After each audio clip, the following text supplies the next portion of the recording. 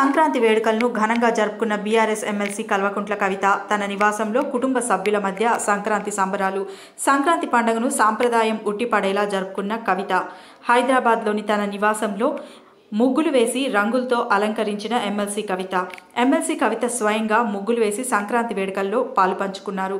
రాష్ట్ర ప్రజలు, రైతాంగం, పాడి పంటలు, సిరి సంపదలు, సుఖ సంతోషాలతో ఉండాలని కోరుకున్న ఎమ్మెల్సీ కవిత ప్రజలందరికీ సంక్రాంతి శుభాకాంక్షలు తెలియజేసిన ఎమ్మెల్సీ కవిత.